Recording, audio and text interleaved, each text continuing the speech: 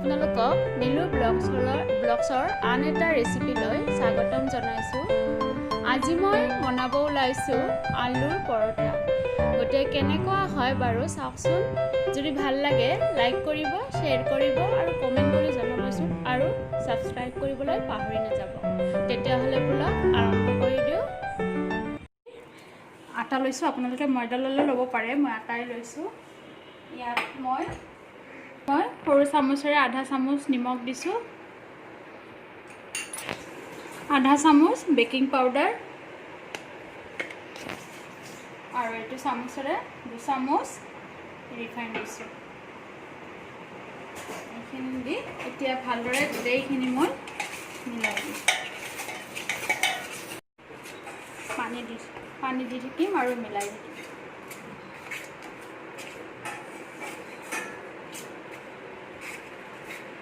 এইটো এতিয়া হাতেৰে মুঠি বনাই ল'ম।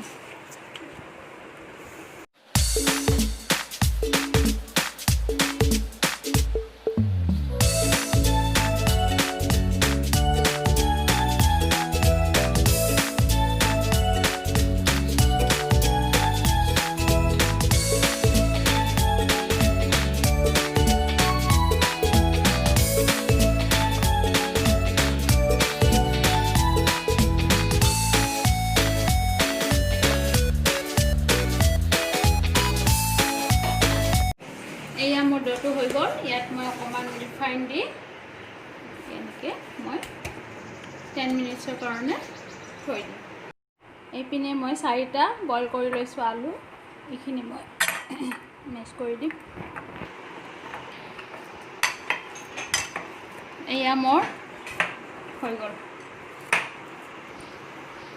গেছটো অন কৰি দিছোঁ, পেন এখন দিছোঁ পাতি। ইয়াত মই অকণমান মিঠাতেল দিম। তেলখিনি মই এতিয়া গৰম হ'বলৈকে দিম। এয়া তেলখিনি মোৰ গৰম হৈ গৈছে। ইয়াত মই কাটি লোৱা পিঁয়াজখিনি দি দিম। এইখিনি মই ব্ৰাউন কালাৰ কৰি ফ্ৰাই কৰি ল'ম। আপোনালোকে কেঁচা দিলেও দিব পাৰে, মই অকণমান ফ্ৰাই কৰি ল'ম।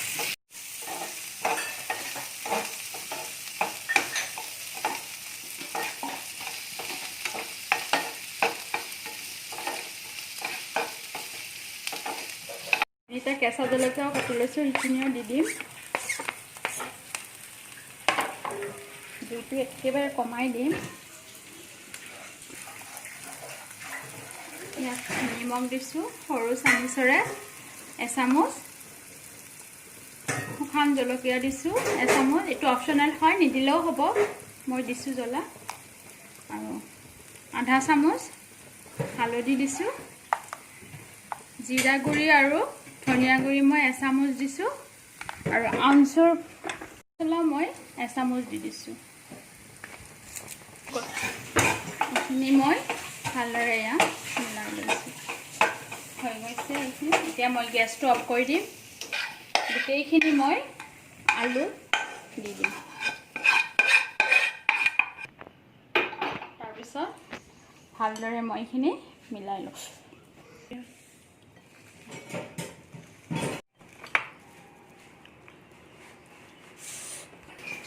বহুত গৰম হয়।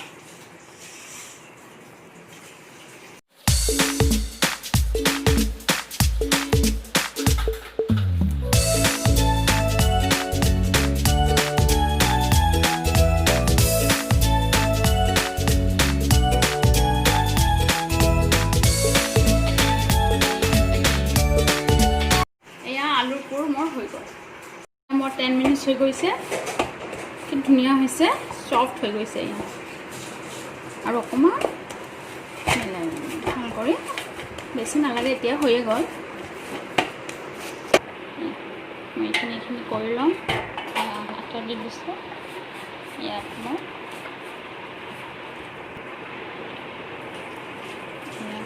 এনেকৈ মই গোটেইকেইটা বনাই মোৰ গোটেইকেইটা হৈ গ'ল। এতিয়া মই এনেকৈ লাহেকৈ এনেকৈ অকণমান ভিতৰৰ পিনে দি মই আলুৰ পুৰখিনি কৰি লোৱা সেইখিনি ইয়াত দি দিম। এনেকৈ চাৰিওফালৰ পিনে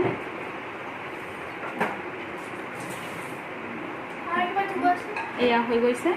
এতিয়া মই অকণমান আটা দিছোঁ আৰু লাহে লাহে মই এইটো বেলনাৰে বেলি দিম। শ্বেপটো নিজৰ কথা, ৰাউণ্ড কৰি কৰিব পাৰে, চাৰিকোণীয়া কৰিব পাৰে, সেইটো নিজা পচন্দৰ কথা। এয়া মই এনেকৈ লাহেকৈ সৰু ডাঙৰটো নিজৰ কথা। আপোনালোকে ধনিয়া পাতো দিব পাৰে, মই দিয়া নাই।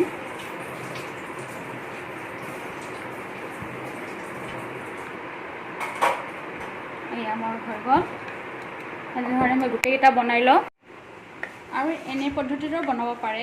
প্ৰথমতে আপুনি এইটো ৰাউণ্ডকৈ বেলি ল'ব।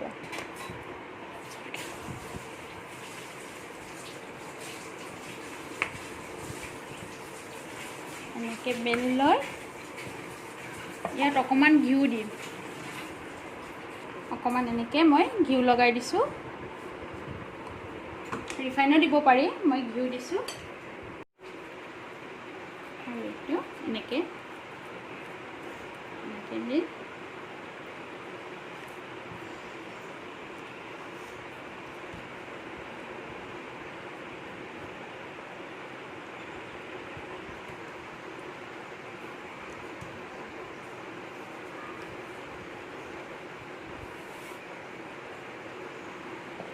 এইটো এনেকৈ লাহেকৈ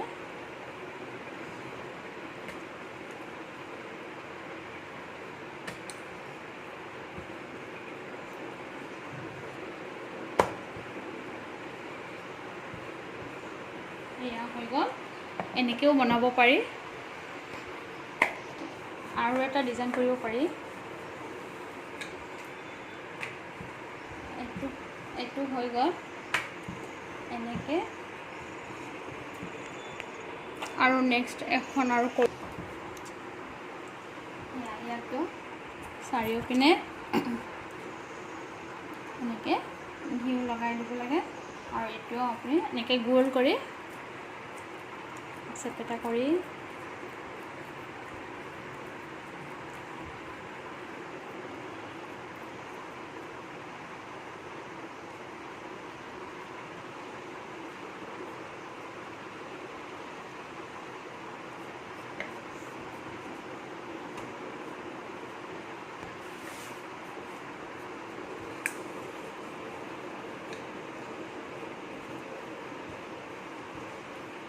এয়া মোৰ গোটেইকেইটা হৈ গ'ল। এতিয়া মই ফ্ৰাই কৰি ল'ম। এয়া মোৰ টাৱাখন গৰম হৈ গৈছে। ইয়াত মই এয়া দি দিম।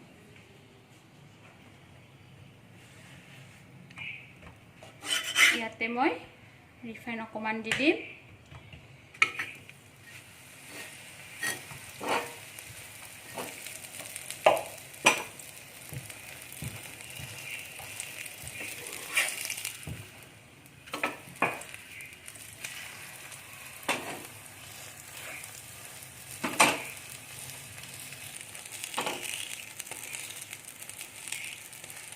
এয়া মোৰ হৈ গৈছে।